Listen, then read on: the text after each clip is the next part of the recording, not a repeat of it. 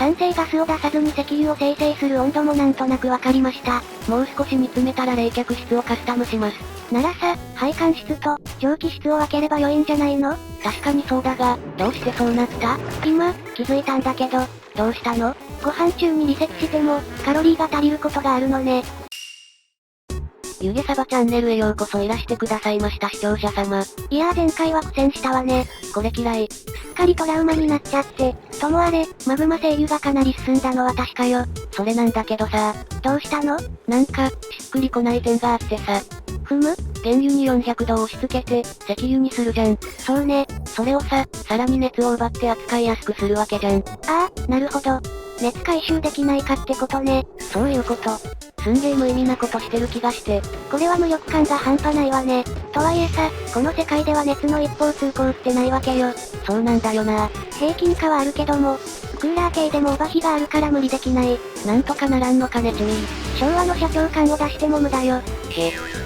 マグマ精油の実験室が手狭になったので別の場所に作り直しました。ウィーズボートが95度までしか対応しないのを知らずにアホなことやってます。酸性ガスを出さずに石油を生成する温度もなんとなくわかりました。もう少し煮詰めたら冷却室をカスタムします。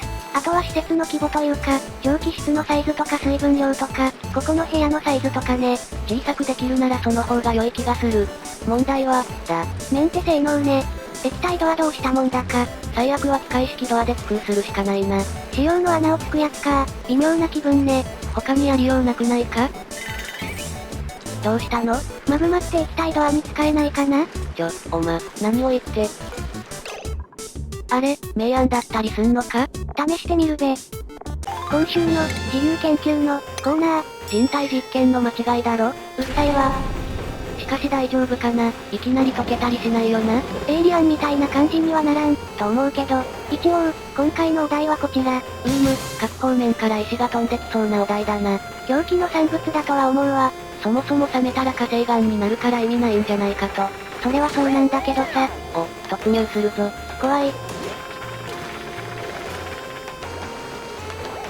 なんか、普通に通過しましたけど、ケロッとしてる、いける、ってことで良いのかこれ？いや自分で言っておいてなんだけどダメでしょこれ。低温に弱すぎる。チャポチャポと落ちてるし。まあ、可能性は見えたということで。いい話っぽくしてもダメだぞ。またいじってみた。進みが遅くてすみません。ライブ感覚でご覧くださいませ。強烈なニンニクのライブ感。レッド U はいいのよ今は。なんかさ、マリサさん。どうしたレイムさん。変なことしてるなって思って。何がよ？今までのうちらの液体クーラーって、配管とクーラーが共存してたじゃん。確かに同じ空間にあったな。それ意味あんのかしら？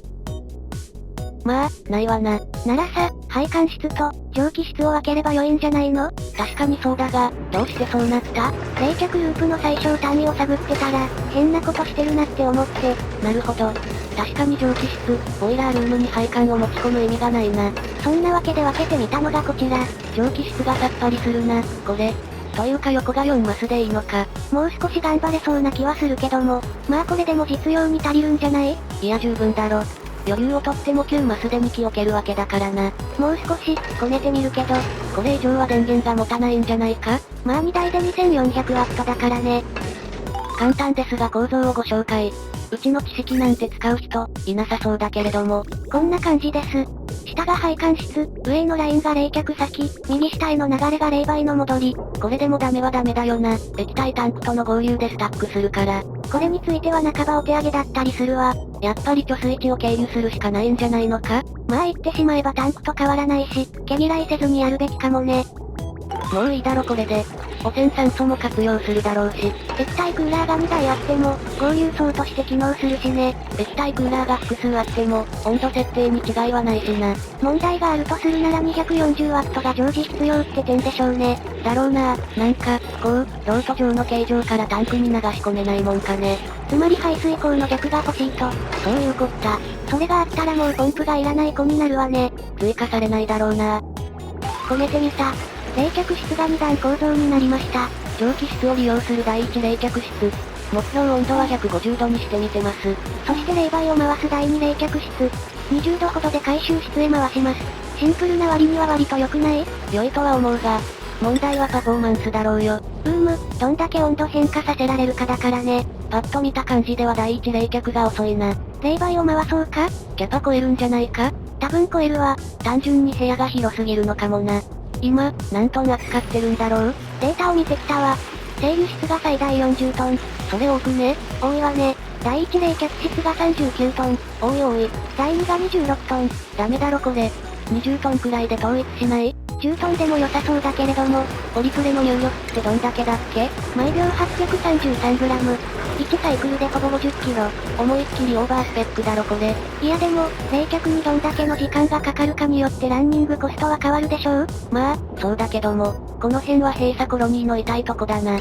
開放型なら外に回せるが、閉鎖だと自給自足しないとならん。難しい判断よね。こういうのってどういう学問なんだろう？社会学か、地理学あたりかね？ルーズリーフ用紙が減るわけよ。助けてー。今週の、モッド紹介の、コーナー、始まった。今週は有効そうなやつをご紹介。はいどん。わかりやすい外見してるわね。これ見れば一目瞭然だよな。ブリッジの長さを設定可能なモッドであるらしい。これは楽になる。というよりも公式化すべき。取り込まれるんじゃないかと思うがね。最大で16マスまでまたげるそうだ。長え。一部屋越せそうだな。欲しい人にはたまらんモッドでしょうね。だと思うわ。では今週はこの辺で。お疲れ様でした。ベッドをもらった設計図で作り直してみた。少しおしゃれになったわね。今までの骨組みがひどすぎたんだ。なんで簡易ベッドと快適ベッドなんでしょうね。わからん。